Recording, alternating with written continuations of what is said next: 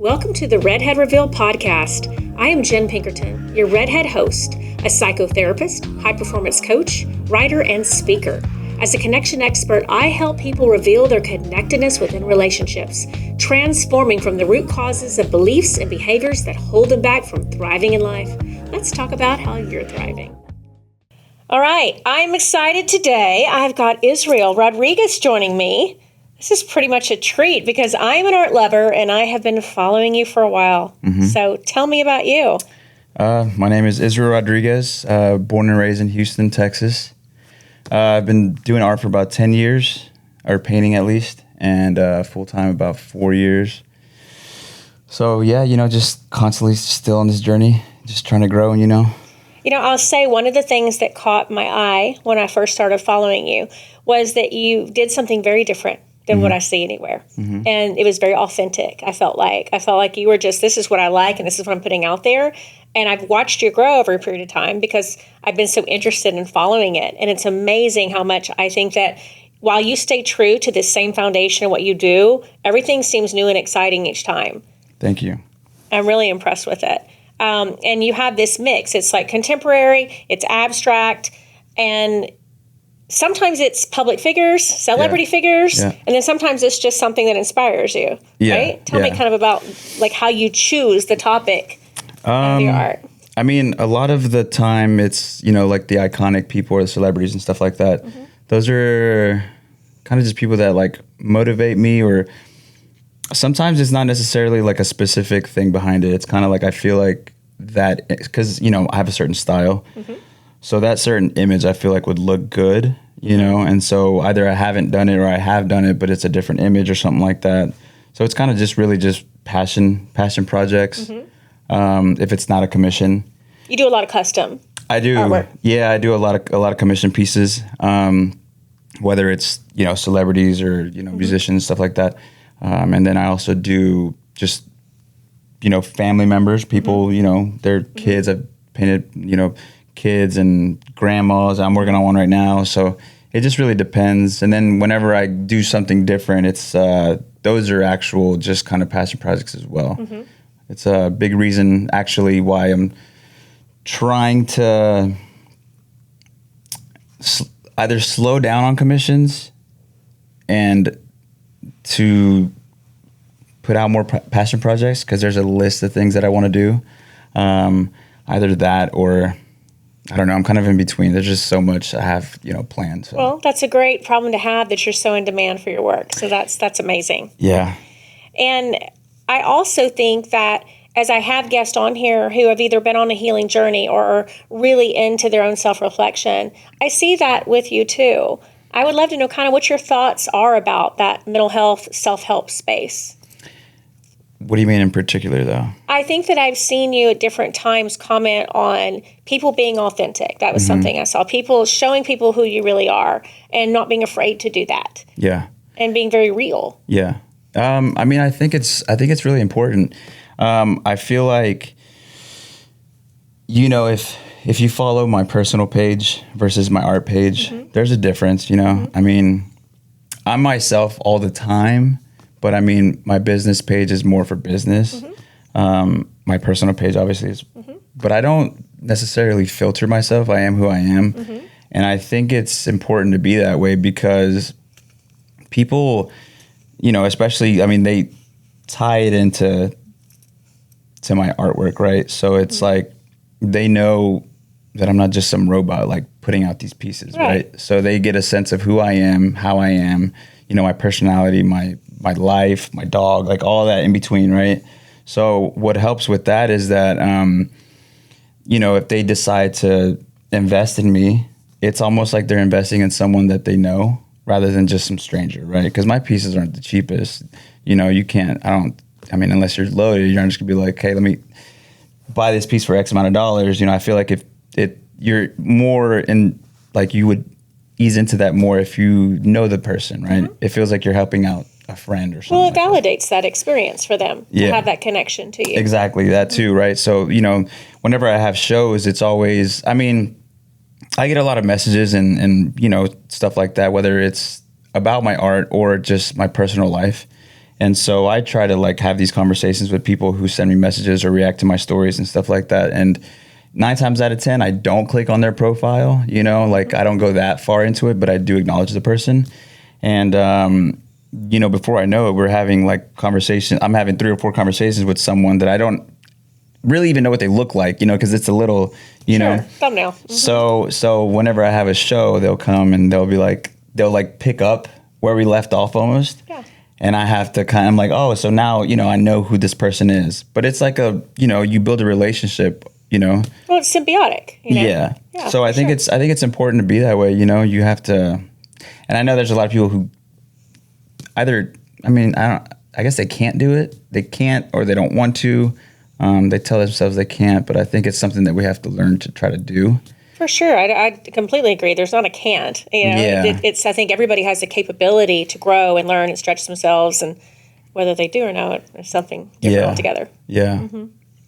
So your main medium, though, is using spray paint, right? Well. Or not? It's acrylic, and it was acrylic for a long time. It still is, but when I do murals, like big, you know, decent sized walls, is when I use spray paint. Because I love that. I love the way it looks. And I personally don't have a piece like that. Spray paint? Yeah, I don't. And I think I need that in my collection. Walls? I do. Okay, yeah. Well then I can do that. I think that's cool. Yeah. You're constantly evolving as an artist. I mean, that's part of being a creative spirit as it is. What are some other like projects or direction that you envision or you want to explore in the future? So, you know, art in itself, there's a lot of things that I want to tap into. Kind of how I was saying about the commissions. There's a lot of passion projects that I want to do. And it's just whether it's going to be something probably that, you know, people haven't seen from me at all, whether it's abstract or I saw the piece up front. Mm-hmm. What does it say? Blah, blah, blah. Yes. Stuff like that. That stuff I like personally. And I don't want to say that I cater to people, because I create everything that I create. I want to create it, but there's stuff that I feel like I haven't tapped into because I'm not necessarily sure how people may react to it. But I want to get to a point where money's not an issue as far as commissions go, and so I can just create. If it doesn't sell, whatever. You know, I think it's important to like experiment that way. And so, it's just like that. And then I also started a new brand, 1988. Yeah, I heard about this, 1988, etc. So what all does that encompass? So that's going to be a lot of like streetwear clothing, t-shirts, hats. I'm big into home decor, like as of kind of recent. When I did the Airbnbs and I started, you know, having to try to find furniture for it and how I was going to decorate it. Like that was like aesthetic with my pieces that I put up. Like it all tied into, you know, has to tie in together. Yeah. So it's just like something that I would go from store to store and be on Marketplace and stuff like that. And it was just like very interesting to me. I have fun doing it, but. And I think, doesn't one of the Airbnbs have an amazing wall mural or something? Well, she's smoking like a cigarette or something I saw. Yeah, so that's Audrey Hepburn. Okay. So that one actually has 3, and then my second one has 3 as well. That's super cool. Yeah, so they have 3 murals. Each house has 3 murals, and then throughout the house they have canvas prints. Mm-hmm. So it's just all my art in there. So I want to do coffee tables, planters, like it's a bunch of random stuff. The sky's the limit. Yeah, so it is a bunch of random stuff, and that's exactly what I mean. I want to tap into so many weird things like that, and it's why I did the Cetric, just because it's going to be like, it's not going to be just one thing. It's going to be a list of a lot of things, random things, like a collection, a collective of a collective of exactly. I love that. Thank you. Okay, so have you ever turned down a requested commission?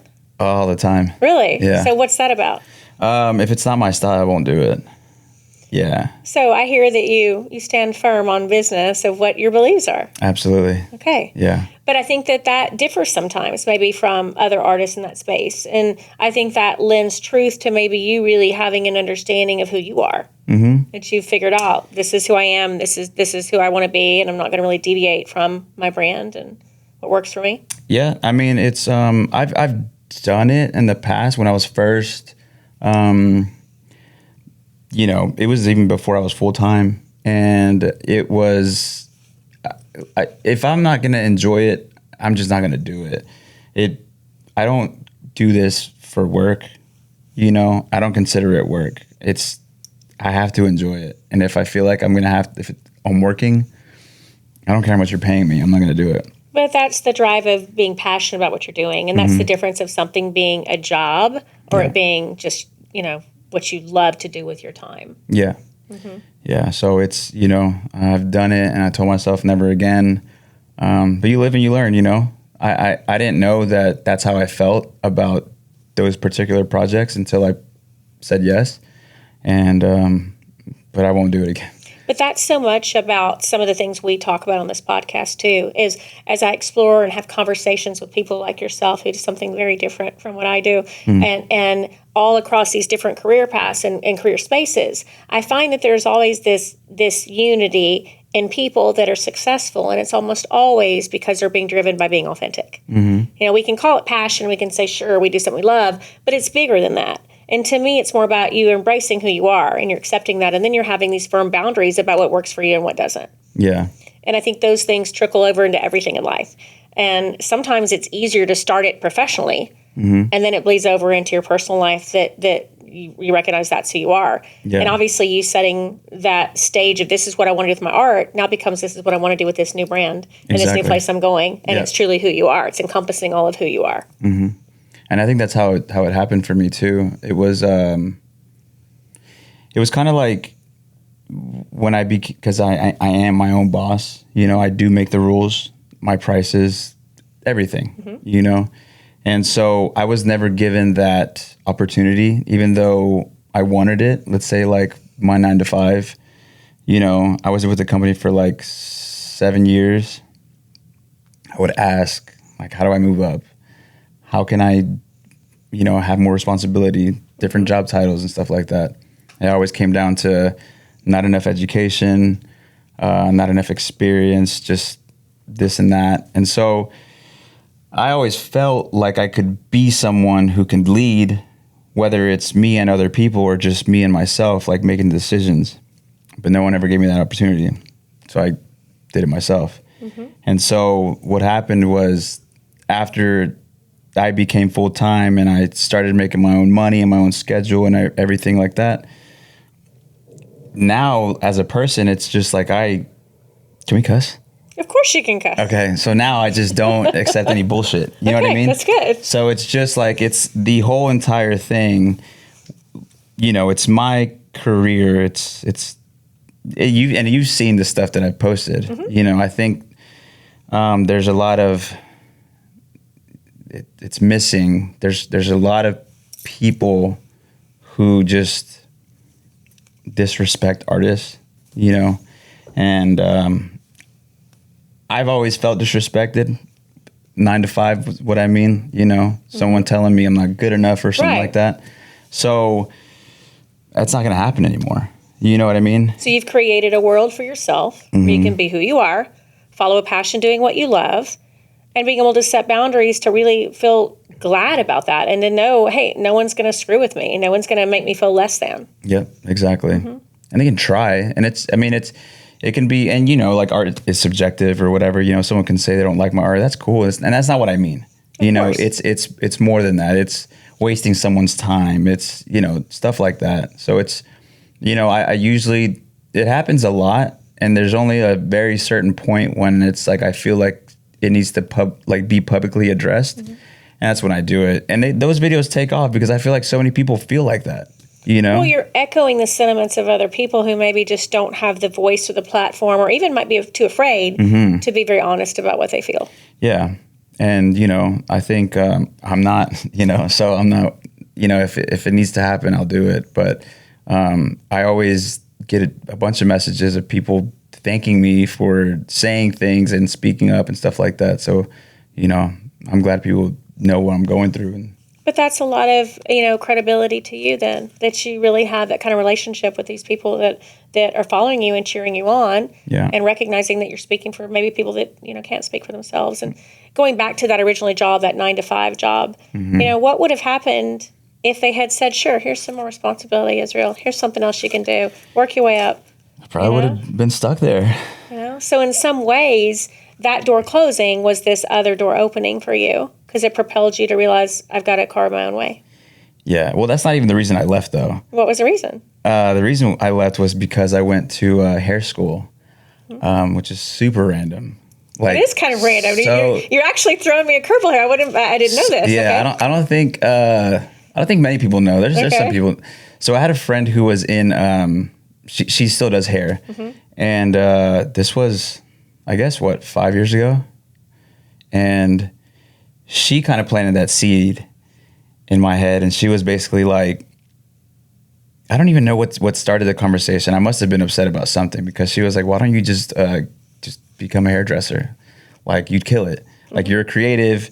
And she was basically like, you're a creative, you can make your own hours, you make good money.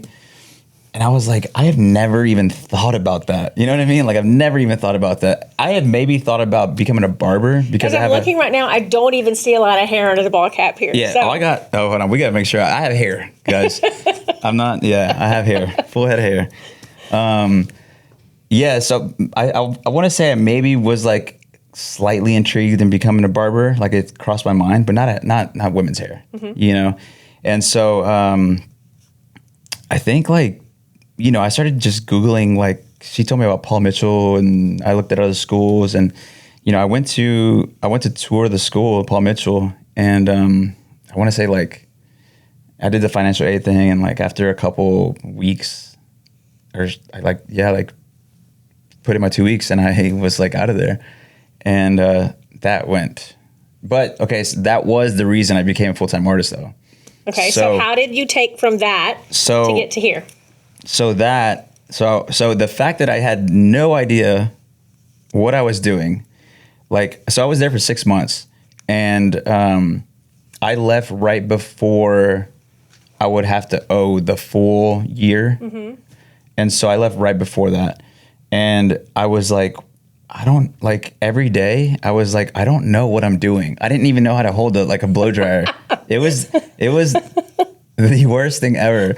And it was like 98% women, and like they were younger than me. I was 30 at that point, right? So I was 30 years old. And not only did I have to, so that was just like another 9 to 5. You have to be there from 8 to 5 p.m. and you get like a 30-minute lunch break or something like that. So I went from working full time to being in school full time. And I was like, okay, well, I have bills. So like, what am I going to do? Thankfully, I had roommates at the time, so my rent was low.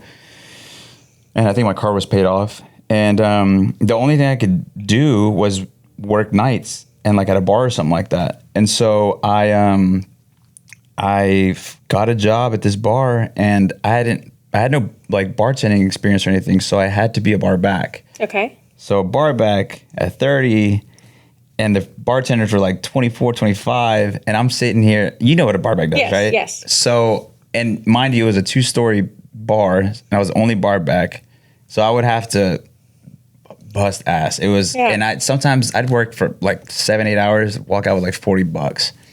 Crazy. That's hard. Crazy. And I'm talking about work. Yeah, and, manual physical labor. And late. So like the only time I was ever used to staying up that late is if I was out and about, right? Very different experience. Yeah, I was completely sober. And mind you, when I woke up the next day, I remember the first shift that I had, the next day that I woke up, I felt hungover. I was not used to it. I was in school for 8-9 hours, and then I had how much sleep was that leaving you? Not a lot. So I would literally wake up, I don't know, maybe because I'd leave sometimes around 2 or 3 a.m., go home, sleep for like 3 or 4 hours, and then go back to school. You do it all over again. Yeah. And I was there until like August or something like that. Okay. But after the 6 months at the hair school at Paul Mitchell, I left and I signed up to barber school. So I had a buddy who was also working in a barbershop. He was like, I got you a chair. You know, obviously you have to put in the hours. You have to get certified and stuff. And I went, but the cool thing about that was that they weren't like Paul Mitchell. Because at Paul Mitchell, you had to go those hours. If you missed out on a certain amount of hours, they kicked you out. Okay. So at the barber school, basically they said, come and go as you please. Just understand that it's going to take you that much longer to finish. So it's more at your own pace. Mm-hmm. And so I was like, okay, well, this is perfect because the thing that pissed me off the most about having to be at school those long hours and then having to be at work was the only thing I can think of was painting, right? Especially when it was slow at the bar, because I was like, can I please leave? I was like, I could be finishing a painting and I could probably sell it. You know what I mean? Make more money than I might have been. Yeah, than the $40. Right, you know exactly. what I mean? So, but I was the only bar back and they wouldn't ever let me leave. So then whenever I went to barber school, I was like, okay, like now I have a little bit of like time. So, and I was still working at the bar, but I would just go for 3 or 4 hours and then I'd go home and I'd paint. And so then I would go to work. So, eventually I think I did my first prints, like, pre-sale or something like that. And, I did really well and I quit I was working at a bar at that time, like a restaurant. And then I just like quit. I put in, my buddy owns a restaurant. And I was like, hey, I'm like not gonna work here anymore. He was like, yeah, go for it, man. That's awesome. So I quit going to school.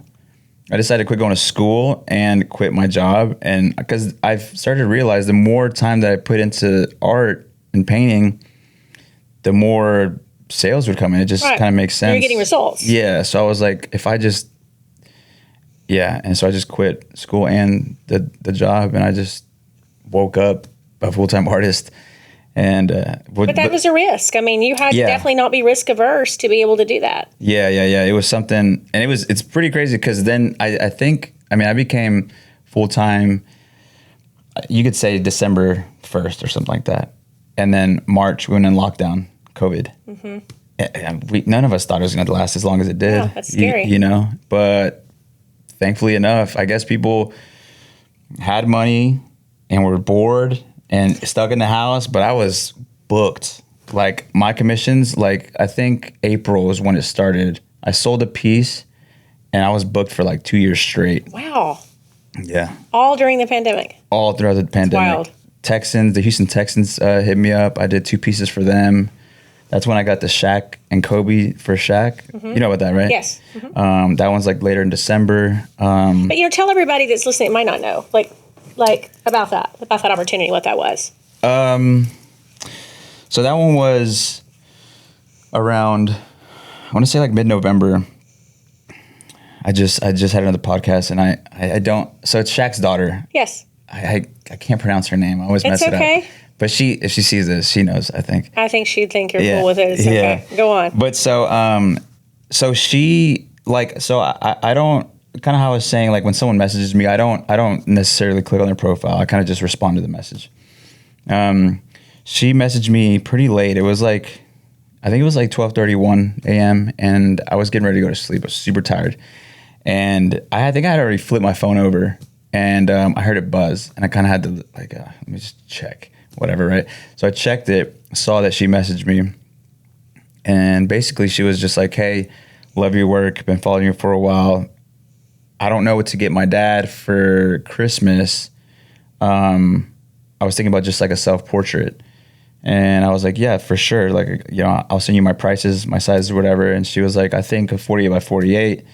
And I was like, all right, cool. Like, just send me 3 to 5 images. I'll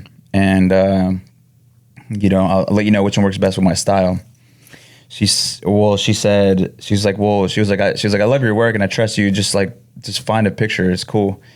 And I was kind of like thrown off by that because I'm like, what do you like? Find a picture. Yeah. Like, yeah. What do you mean? How would I find a picture? Yeah. And so I was like, what? Like, so before I even, she had mentioned that. So she did say her dad was Shaq, but I didn't take it like literally. Like, I think she said it's hard to shop for my dad because my dad's Shaq. I don't know. For some reason, I was just like, I don't know. Maybe a big using guy. An analogy or like a somebody big guy like that. Yeah. Okay. So I was just like, whatever. Like, I think I just put like LL or something.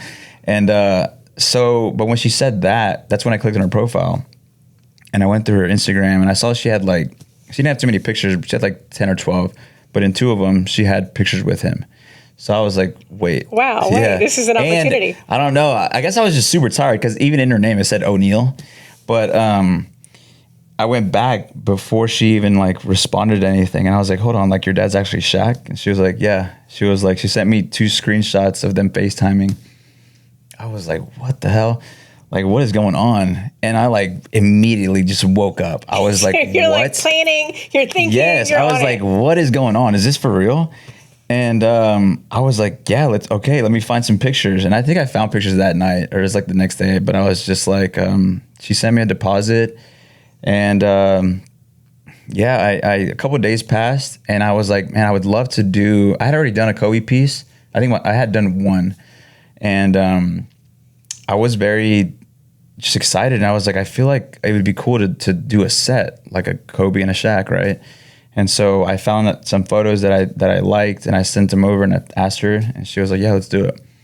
So she commissioned me for two pieces, a self-portrait of Shaq and then Kobe. Finished That's those up. super cool.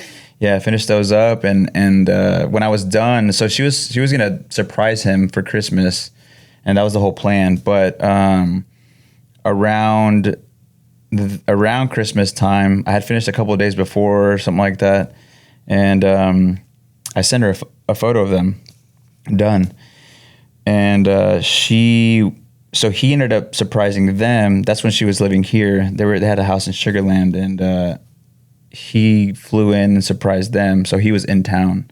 So when I sent her the photo, she was with him. And she was like, I really wanted to show him. And I was like, go for it, just show him. And so I guess they're out to eat and she shows him and you could see he's like teary-eyed and stuff. It was like super. That's so awesome. So she takes a photo and then she like sends it to me. I'm like freaking out. I'm like, what? So like, you know, she's like super thankful and all this and all that. And we're trying to figure out the details like afterwards. And I think a couple hours later, I go to the mall with my roommate and I get a FaceTime and it's from her phone number. And I answer it and it's Shaq. It was the craziest thing. I was just like, there's so much validation in your work then for that, you know, for you. Yeah. It's really wild. Because he loved it. Yeah, he loved it. He was like, let me know how much it's going to be. Like, thank you so much, just thanking me and stuff like that. And I was like, this is unreal. Like, it didn't feel real at all. But for you to get to that point, you obviously had been putting out something that spoke to people, that's the kind of, you know, work you're getting, you know, at that level. Yeah. I mean, you are, it's, yeah. I mean, I think it's one of the main reasons why I love to, I think it's why I work so much and so hard is because I didn't know she was following me, you know? And I still to this day don't know who's following me. So it could be a list of people that, who knows? Actually, one of the producers of Jumanji, the one with Kevin Hart and The Rock, he bought a Kobe piece from me too. Had no idea he was following me. I posted it. He messaged me and he was like, I want it. You never know. So as we're talking about this, you know, how much you have just grown in your art and being where you want to be and all these passion projects and being so authentic. When all that, I have to ask, I mean, have you ever had this moment where you, being an artist, feel like, wow, the success I've had and everything I've amassed, is there any imposter syndrome there? Yes. And I just kind of found out what that was recently. I had been feeling it, not knowing what it was. And I think I came across a podcast. It was Mel Robbins? Yes. Yes. I think she's wonderful. She talks about it with her daughter, I feel like. And everything they were talking about was like, whoa, this is exactly Spoke like, to you. Yeah. And so I didn't know what it was. And it's, you know, I started doing some more research on it and I was like, this is exactly how I feel, you know? And I've always wondered why I didn't feel, I guess, like as excited as other people were for me, you know, like. Absolutely. At first I thought I consider myself to be humble, but it seemed overly. So like you were thinking, I can't really accept these compliments very well or something. Yeah. First. Yeah. It felt very like, it didn't feel like I feel like it didn't feel how it was supposed to feel. You know, I hear it, I say thank you, but I don't feel it. You know, I don't feel like I guess I don't know if I did a good job or good of a job or what's the voice in your head too when that's happening? What are you telling yourself in that moment? Yeah, I mean, there's certain things. There's certain times when I do feel a sense of like excitement when it comes to my work and stuff like that. Usually, it's when I finish a piece. Mainly because I can envision it, and until I make it happen, that's when I'm like satisfied with it. And obviously I post it and people tell me like, this is awesome, this and that. But there's certain things like, you know, like the Airbnbs, you know, I was excited, but I don't know. I think part of it is a little bit of the fact that I'm not like done. I'm not done with what I want to do. So like, I appreciate the compliments and everything in between. But for me, it just feels like, Kobe kind of says something like that. I can't remember. It's an interview that kind of like circles around on Instagram, but they're saying something to him about like, are you happy, you know, about something and he's like, the job's not finished. And it's, you know, it's kind of like that. I can see that. It's like the pursuit of where we want to be. But I'm also a big believer, and I mean, I struggle with this too, we have to celebrate our wins. Because if you don't celebrate your wins and that story in your head doesn't give you that sense of, hey, man, this is awesome, you know, then what are we really doing to ourselves? Because that story, you know, a story we tell ourselves, the voice is the most powerful thing we have. And I think we have to remind ourselves that, man, look how far we've come. Look what all we've done. Look how much work and effort we put into something that's so meaningful to us. But what is celebrating your wins to you? I think that it gives you a chance to say, hey, I'm glad of what I've done. Yeah, I have so many more things I want to do. To yourself? Yeah, to yourself. So many more things I want to do, and I'm growing every time. So yeah, I have a win here, and I can look at that win and say, you know what, I wish I would have done this way. Okay, fine. But I'm glad I did that, and I'm glad that I have that placeholder to say, yeah, that was awesome. But now what else can I do? And almost looking at it as a springboard for something else rather than a complacency of where you are. And then that still allows you to follow that path of, yeah, I'm not done yet. There's so much more to do. But I think if we never give ourselves the space to feel good about that moment at all, then how are we even ever sure we're going to get to the next one? I think it's an attitude of, you know. Yeah, and I don't think it's not that I don't feel good about it or anything. I think it's just that, you know, I feel like I've done, so a lot of the things that I've done throughout these, let's say 4.5 years, I never had goals. I just wanted to paint full time. I just wanted to paint when I wanted, what I wanted. And I'm doing just that. So there's so many things that I do or that I want to do that I make happen.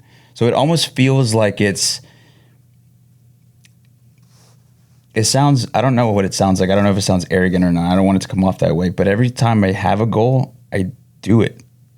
That's awesome. You know what I mean? So it's almost like. So you achieve that one and then you set a new one. Yeah. And we can keep moving the goalpost in life. I mean, sometimes I think there's this really negative connotation that if we keep moving the goalpost, we're never happy. But I don't think you have to look at it that way. I think we can celebrate the things that we do, knowing I'm going to keep moving that because I know in myself I can do more. I actually know that I've got more to do. I've got more to experience, more to grow, more to learn. And I don't think we ever stop doing that. If we stop doing that, then how boring life would be, right? Yeah. I mean, we've got to keep seeing how far we can take something in whatever anybody's passion is. Yeah. And I think it's one of the reasons why I just kind of like have gone into different directions, you know. It's still always that diversity's fun. Yeah, for sure. And it's I think challenging myself, you know what I mean? Like I had no idea about the Airbnbs, you know, I have a friend who helped me out with that. And now just the new brand and, you know, tapping into clothing, and I have no idea about planters or coffee tables. Well, that's awesome. I mean, but I want to. Can't wait to see it. Yeah, I mean, I just have like a certain vision for them, and it won't leave my head. So it's just like I have to try. You got to put it out there. Yeah. Okay, so for people who have not seen your work, you do have a show coming up May 18th at Sandman Studios. Yep. Right? Yep. What is the time of that event? It's going to be from 7 p.m. to 11 p.m. Okay. It's going to be my second solo show in Houston. It's, I think the last one I had was in like 3 years ago. So it's been a while.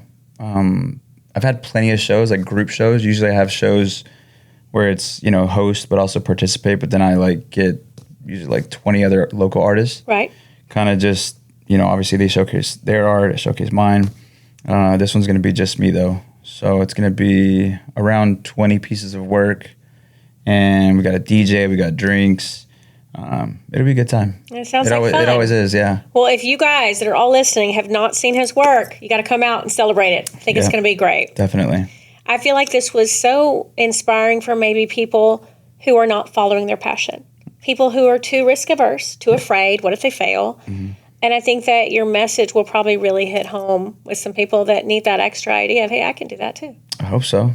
That's awesome. Well, thanks for joining me today. Absolutely. Thank you. We're going to end on what we always end on. Yeah. I got a question that the prior guest left for you. Okay. So I'm going to hit you with it.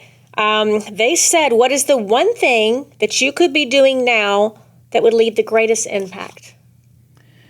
I think just that, what you were just speaking on is, just chase after what it is that you want to do. And I've always, I just kind of recently started saying this, but I've always wanted to fit in for the longest time growing up. And I think that was the biggest issue. As soon as I started to do things differently, appearance-wise, you know what I mean? And be more authentic to who you are. Exactly. Yeah. I started doing exactly what I wanted to do. People started to pick me out of the crowd. Right. And I did the rest. You know what I mean? So I feel like, if you want to do something, I kind of just want people to know that you can stand out. It's not a bad thing to stand out. You know what I mean? And just chase it. Just do whatever you got to do to make it happen. I couldn't agree more. All right. What question do you want to leave for my future guest? I guess it's just that kind of just like if there was something that you wanted to do, if it could be anything, absolutely anything. If it wasn't based around money or anything like that, what would it be? Okay. We'll see if that lights a fire under somebody. Yeah, for sure. Be a dream chaser. Yeah. All right. Well, thanks for coming on today. Absolutely. I appreciate it. Thank you. Okay, everybody go out and see him on May 18th at Sandman Studios. Yeah. All right.